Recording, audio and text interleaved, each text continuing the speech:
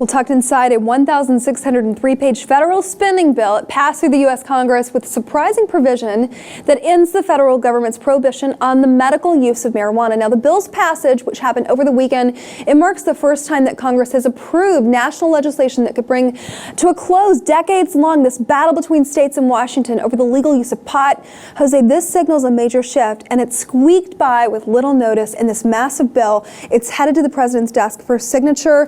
What this means is that states, 32 states that have already legalized the use of medical marijuana, it effectively ends the federal raids, their ability to raid retail shops selling it. Yeah, I mean, it shows the direction, the clear direction of marijuana legalization in this country, which is shifting away from this idea that the federal government has to approve and legalize, and it lends the opportunity for states to decide what is the best policy for them. Now the federal government is saying, well, if you pass the laws as a state, we're going to exempt you from the current laws, and you won't have to, but if you don't have those laws in place, you will still be subject to raids and prosecution from the federal government in terms of marijuana. My only concern with this law, which it's a big step because we'll see the end of that gray area in between those states that have legal marijuana laws or medical marijuana laws and the federal government raiding this establishment. But my fear is maybe they're passing this law to prevent or to avoid the federal government actually going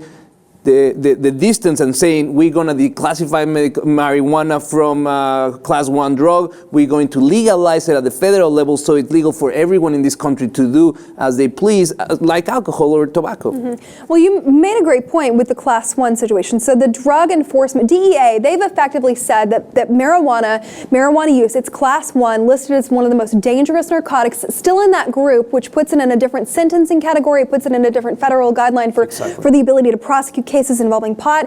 And that's really awful because you and I've covered this on the lip before, where you've had cases where a simple amount of pot results in losing your home, your livelihood, your children, even your freedom in a lot of cases. So what this means for people, you know, for me, it's like the government is talking out of both sides of their mouth because DEA is saying, look, this is still a class 1 narcotic, and drug enforcement, it's a huge moneymaker for the federal government in this country. So we've got that happening. Meanwhile, Congress, on the other hand, is saying, look, maybe we're going to lax this off a little and we're going to put it in a place where we're not going to federally raid. We're not going to allow federal agents to raid places, or states rather, with legal laws in the books saying you can use this medically. So for me, it's not hypocritical, but it's talking out of both sides of their mouth. Exactly, I agree completely because we need to look at that exactly. The existence of laws at the federal level that prosecute marijuana like one of the most dangerous drugs and is ending the life of many young Americans in this country that find themselves in the prison system, in this private complex network of expenses and your life being affected because you had some